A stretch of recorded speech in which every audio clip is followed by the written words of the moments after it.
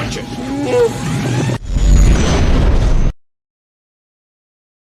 Hello there, my name is Logan, but you can call me Copycat99, and today I've got another deck tech. I have got a massive pile of cards here that is my build of Han2 Data Vault. This is the deck I took to a recent Planet qualifier with a couple of slight changes, but the archetype is really, really good right now.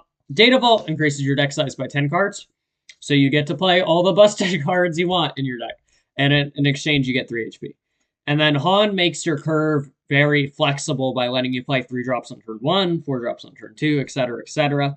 So he really offsets the downside of Data Vault because you can play so many good cards and you can play them at multiple points in the curve. Blue Leader is a prime example. Blue Leader in this deck is a 2-cost 3/1 ambush because you can Han it in. It gets 2 damage, so it becomes a 2-cost 3/1, and then you ambush. It's a 3-cost 3/3 ambush, which is just the normal part of the card. It is a 4-cost 5/3 ambush on the ground, because you can haunt it in on 4, you spend 2 for it, it becomes a 3/1. Then you pay 2 to move it to the ground, it becomes a 5/3 ambush on the ground. And then you obviously can ambush it. You don't have to if it'll trade, but like that just snipes the beam cleanly. And then the normal mode also 5-cost 5/5 ground ambush. So Han does crazy stuff like that. And he also provides a lot of unique stat lines to units that other leaders don't really get. Another good example I like to use is Poe. Poe is a 4-cost 33 ETB make an X-Wing, and you can put him on the X-Wing if you want. So you can haunt him in, he becomes a 3-cost 3/1, you make an X-Wing. And then you can move Poe onto the X-Wing. So now you get a 3-cost 4/5 in space. No other leader gets a 3-cost 4/5 in space. Like, that is just really crazy. So, stuff like this is the reason that Han is a powerful leader and why we're on Han here. So to start, I like to categorize my 2-drops in what utility they offer. So Mon Mothma is combined with Bright Hope is a card advantage engine. She lets you dig through your deck for the specific tech pieces that you need in a matchup, which really helps in Data Vault especially. So she can find Cham, which is really important in the ramp matchups. She can find Home 1, which is really important if you're going late. She can find Bright Hope to bounce her and start drawing more cards. So she finds a lot of great cards. The deck is like over 50% Rebels, I think. So her hit rate is amazing also. And she's also kind of busted sometimes where you just play her with Han and she's a 1-cost 1/1. Like she's just she's a recruit at that point that you get a 1/1 body with it that you can sack to power the dark side or something, which is pretty crazy. And then I play 3 Battlefield Marine and 3 Cassian. If I can get the Cassian to work.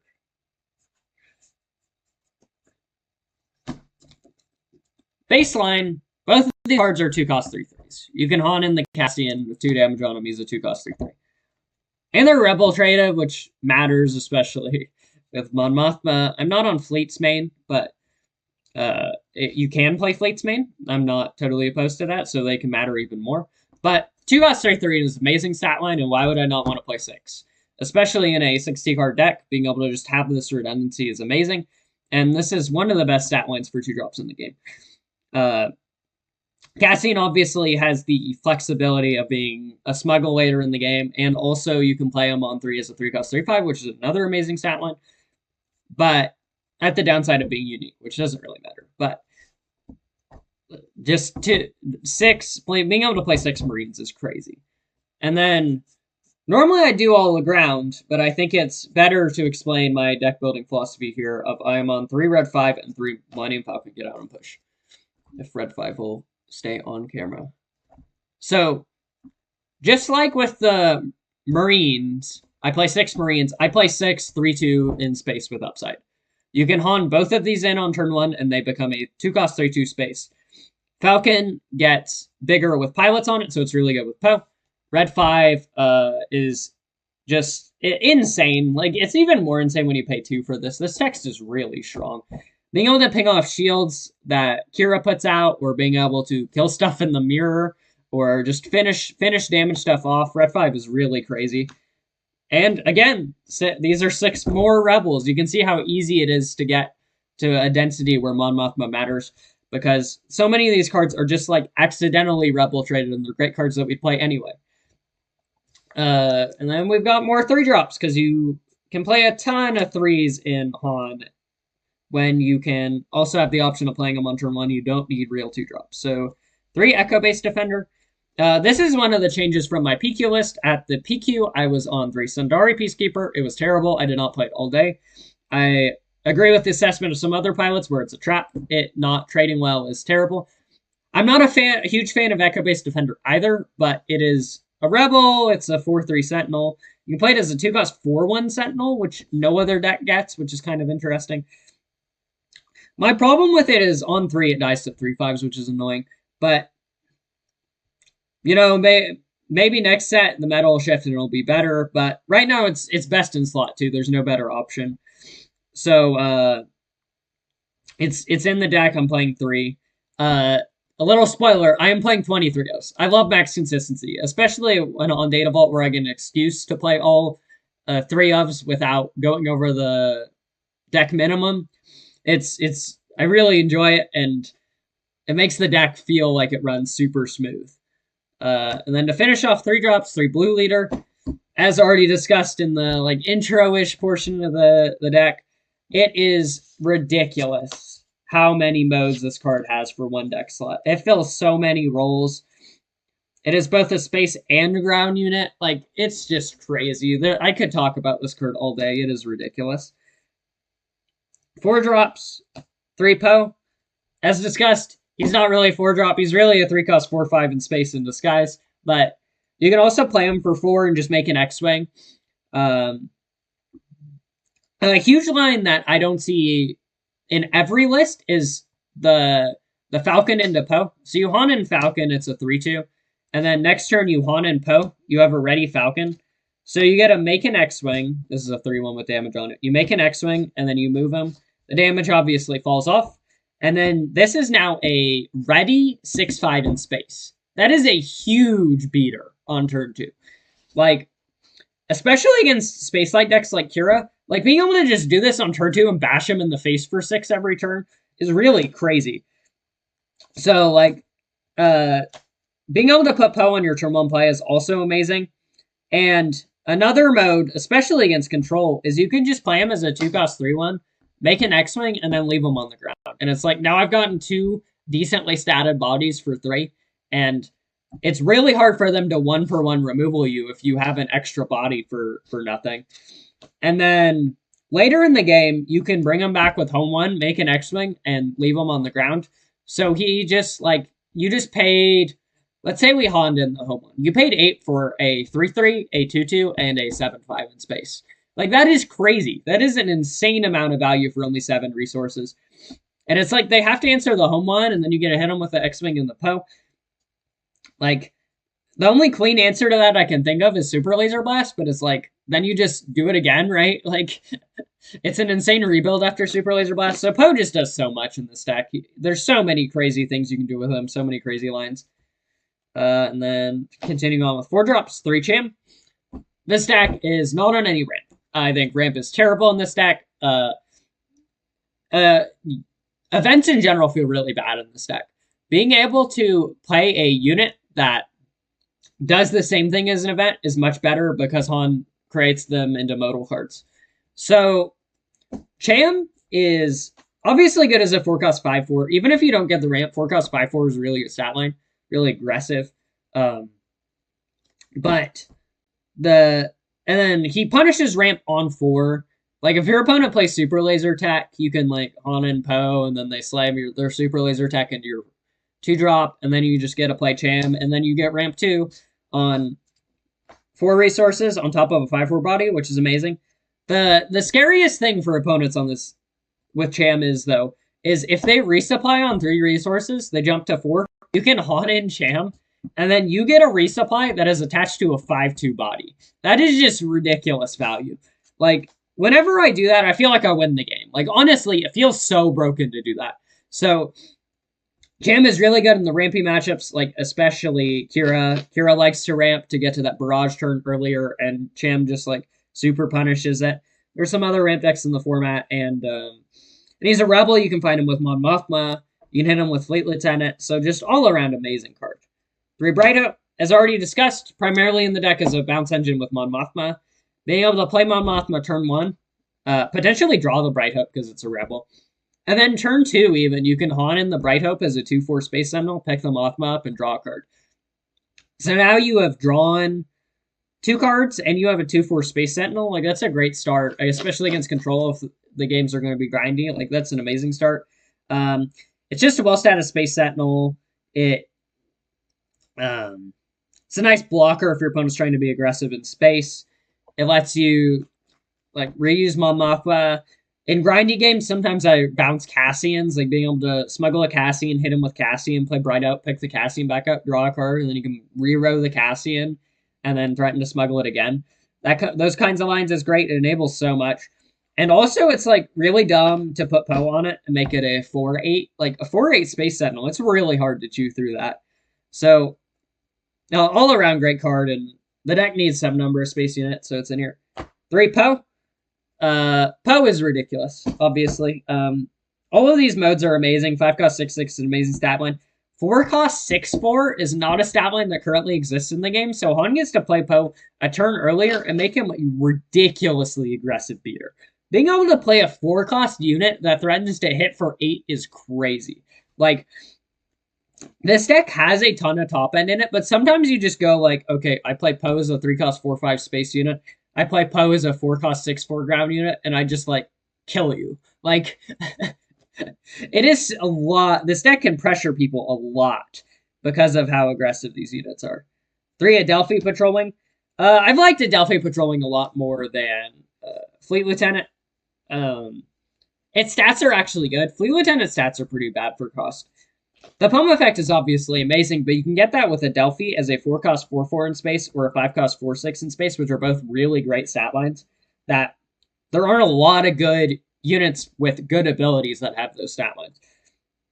The initiative requirement matters sometimes. Like, this card rarely you get the buff against control, but you can still just play it as action cheating.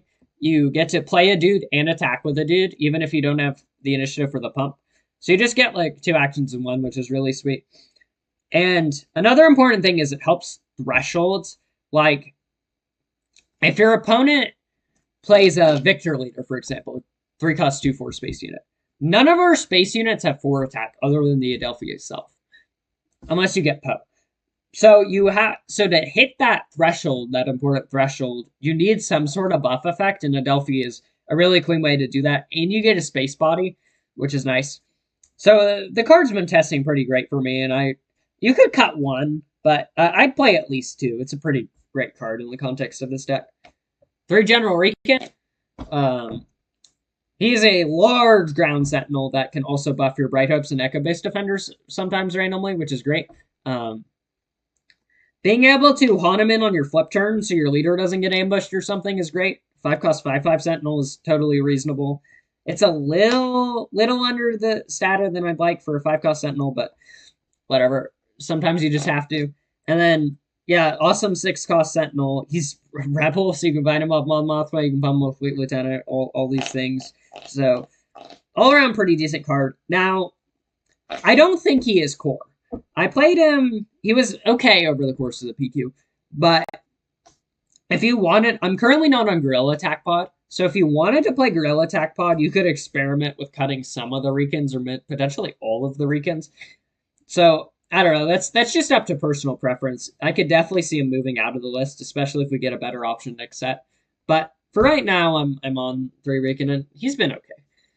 3 Rebellious Hammerhead. This card is like, it's like this draft shaft is like crazy in this deck for no weird reason. Being able to play a 5 cost 5/5 that shoots something, on average, if you've drawn no cards, it shoots something for 3. So you get an open fire attached to a 5 cost 5/5. or a 6 cost 5/7. Which is, well, I think it is 4 if you play it for full cost. So yeah, it's really surprisingly nuts. And for some reason, it's a rebel, so Mothba can find it. It's just a huge beater in space, which like this deck can present a ton of scary things in space. Millennium Falcon with a Poe on it, just Poe as a 3-drop, Adelphi Patrol Wing, Rebellious Hammerhead. Like this deck slaughters Kira in my experience. Kira has a really hard time answering both the value engines the late game and the like scary space threats you can put, where Kira's very weak in general. Like they don't respect space usually. So being able to just slam some bodies down and attack them in space is great. And then another thing is if you do the Mothma Bright Hope thing, you've drawn 2 cards. Now this Hammerhead is doing 5 or 6 damage, which is kind of ridiculously overrated for a 5-drop or a 6-drop. Like, that is kind of a crazy threshold to, like, be able to just be like, yeah, this dude randomly comes in on 5. I randomly play this 5/5 in space that also kills your Kira that you just deploy. Like, stuff like that. Like, it does really crazy things in the context of this deck. 3 Mace Windu. What the heck? Mace is the only 7-drop this deck can play that is a unit, so he's kind of in by default, but he does overperform in some matchups, like especially the Ray Green matchup. Ray Green has to play so many 2 or 1 cost 1/4s to make her leader ability matter that sometimes he comes in mid game and he just like kills 3 dudes and hits them for 5. Or like occasionally if you don't kill Kira on her flip turn, she just hits there as a 4/4. You can play Mace, Killer, stand up, hit him for 5. So very often it's removal and damage to base, which is pretty great. And sometimes you play him as a 5 cost 5/5 ambush, ambush 1 thing, or 6 cost 5/5 ambush, ambush 1 thing, and hit face or continue to kill stuff. Sometimes you just get to 2 for 1 with him. So he's been pretty good. I wouldn't be surprised, though, if he gets replaced in the future. There's some pretty spicy stuff in Green Hero next set that potentially takes the spot, but he's pretty good for right now. And then 3 Reinforcement Walker, which is being a little hidden by camera because 60 cards is a lot. Just a really big beater on the ground that mostly draws cards. The rest of your deck is very good at healing or applying pressure, so you don't need to heal. But being able to timely this in and draw 2 cards against control and kill their Reinforcement Walker probably is really, really good. And, you know, sometimes you do need the healing. I don't actually dislike trying to go over the top of Sabine. I generally race Sabine. I actually board in Fleet Lieutenants for Sabine. Because I feel like you're playing mostly the same cards with the aggressive Rebel package. But you are also playing Adelphi's main. And you've got the Poe lines. So, like, you have a pretty good chance of being able to race an ECL Sabine, especially with an 8 HP gap. So that has been my success. But against midrange especially, like, Anakin has a hard time killing this if they don't foul it. Like, stuff like that. It's got a ton of stats, and drawing cards and healing is some things the deck wants to do sometimes. You can definitely play the deck more aggressively and cut this card, though. I'm not completely opposed to that. Like, trimming the late game and playing Wrecker and Gorilla Attack Pod is something you can do. Like, if that is your more preferred playstyle, go for it. Like, I absolutely encourage it. It is definitely a way you can play this deck. I'm just more a control-leaning player, so I like having a ton of top end and being able to fight Kira at the top. Right, let's get this scooped up so we can put the last handful of the deck.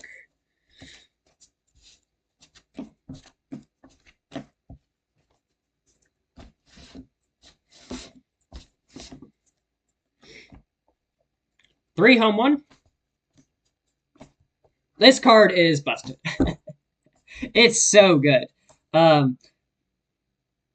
First off, playing this as a 7 cost 7/5 with another body is already broken. Like, that feels so ridiculous. Like, it's less impressive due to some of the cards that are coming out next set, but like, being able to just have that as an option in your toolkit to be able to pay 7 for a 7/5, that gives my whole board restore, has restore, and gets back an Echo-based Defender or a Cassian or whatever is great. Being able to play it for full price comes up occasionally, but that doesn't happen too often. Being able to resurrect Poe and just rebuild after a board wipe. Being able to res Mace in the super late game and be like, I play this giant dude that gets this giant dude that also ambushes your guy and hits you in the face. Like, no other deck in the format is doing that. It's really crazy when that lines up. And you can get back a Delphi and play a giant space unit, another giant space unit, and attack with a unit potentially with a buff all in one action, which is really crazy. You can... my favorite, though, is when you're on... Let's see. So you pay 8 and 3 less. So on 10, where you can do it on 9 if you Han in the home one, you can play home one and get back Poe from your discard pile, the 5-cost Poe. And then it's like, I have 2 must-answer threats, and like, it's really difficult to answer both of them in the same resource phase. Or even if they do, they have to spend 2 cards, and all I did was spend the home one. So, like, this provides so many difficult-to-answer situations, and it's super flexible. It is really insane in this deck. And you do go late enough to support it. 3 Crate Dragon. I tested a little bit without Crate, and it came back in the list. I don't think you necessarily need Crates to win games. Like, there are a ton of matchups where you just get to the Reinforcement Walker home one Poe state where you're already winning. You don't need the dragons. But dragon is generally, I slam this and it's not win the game button. A lot of decks in the format, like Quinlan and Sabine, literally, I mean, I boarded out versus Sabine. But game 1 against Sabine, if it goes that way, like, can't answer this card. Well, some decks don't respect this card. And it's, even if they can remove it, it's guaranteed damage. Being able to also play it as an 8-cost 10-8, like, is kind of stupid. Like, this card is definitely not supposed to come out on 8. So, that's an option. You can set up huge overwhelm swings with Timely. Like, in the late game, being able to Timely this for 11 and just, like, overwhelm a dude with 1 or 2 health left and just kill people. I did that at least once, maybe twice in my PQ where I Timely to create for lethal. It's really sick when it comes up. So just all around amazing top-end piece that, like, is really difficult to answer without being said. That is all the units. This deck is very unit dense because Han turns them into very flexible cards. And a lot of the units just do an event effect attached to a body, so why would you play events? And then to finish off the main, 3 Timely and 3 Confiscate. I like to respect pilots, especially turn 2 Chewbacca, so I main board the Confiscates. They're good versus Sabine also to clear Darksabers. Against Ray Green, there is a lot of Entrenched and Traitorous trying to steal or stall your space. So being able to pop that is great. In the PQ, I was on System Shock, but I kept having the System Shock, Entrenched and Traitorous, and, you know, Perilous Position and stuff like that. That actually just, like, ended up damaging my dude, which was annoying. Bounties, too. So I ended up moving back to Confiscate. It also has the nice upside of just randomly wrecking pilot leaders. Like, if you play that random Kazuda or whatever, you know, just 1 cost on, like, Rivals Father Leaders is pretty nuts. So, Confiscate. And Timely, like, do I have to say anything? Ambush is a busted keyword. Giving anything ambush is even more busted. You can Timely Crates. You can Timely Poe and clear out, like, 2 or 3 dudes sometimes. You can, what else do I Timely in this deck? You can Timely Red 5 and kill 2 space units for only 5. That comes up occasionally. You can Timely Hammerhead, kill 2 space threats. Timely Walker, draw 2 cards or heal 6 and kill a guy. Like, it just does so much, and the opportunity cost is really low. Like, you don't have to hold these. The game is going late, probably. You heal a ton. So you just, like, put it in your resource row, and it's like, oops, I need to ambush a Poe. Oh, look, this Timely in my row and 7 resources. So this card has been pretty great, and I would not cut it. I consider it pretty poor. Since I already played in a competitive event already, I might as well go over my sideboarding. It actually changed after the tournament. I had open fires on my board, and I never brought them in once. So open fire is no longer the board. 3 Scanning Officer, just to extra bully Han. I think the Han matchup with Cham Main is already, like, pretty good. You have a similar top end to them, but you also have Great Dragons, which they have difficulty answering. So I think that matchup's pretty good. But, like, this slot is just hanging out in my sideboard, so why not bully it extra? I've got a really good Han player in my local area, so why not win harder? You know, that this slot is definitely like whatever you need it to be, you can be it. I think this is the most flexible sideboard slot, and I wouldn't. You could change it to be basically anything. 3 Fleet Lieutenant, as discussed. I feel like the best way that I beat Sabine is Racing her and being able to board in 3 extra pumps. The most of the deck is Rebels. Feels pretty great to me. I dislike it main, but I think it has a good home as for other aggro decks in the sideboard. And then 3 Fel the Dragon. This deck, if you don't board Fels, this deck struggles to answer Great Dragon, which is annoying. Especially in like the mirror or random boss greens or whatever that are playing the card. And it's just like it's a catch-all. Like this kills so much. You can have some sort of large non-leader removal, even if it does cost 2 more because it's out of aspect, is great. I really like it in the mirror to clear crates. I board it in against Kira to answer Star Destroyer. Sometimes Kira's pretty favorable, but sometimes Kira gets to the state where they just slam a Devastator and just start barraging your board, and you just die to like 3 swings of the Devastator, and that's really annoying. So being able to just have an answer to that kind of situation is nice. That is super clean. Like you have to jump through hoops to answer it other ways. So that is why I'm on the 3 Fel. That is all I have got for this deck. If you like this kind of content, make sure to like, comment, and subscribe. It helps me out. It helps grow the channel, and it makes YouTube like me more. Comment down below what decks you want to see more, because I'm running out of decks that I actually have been playing this set, so I need some more inspiration. What to do deck techs over? Let me know, man. I would love to make decks on something more niche, or if you really just want to see my take on a particular deck, let me know. I'll make it happen.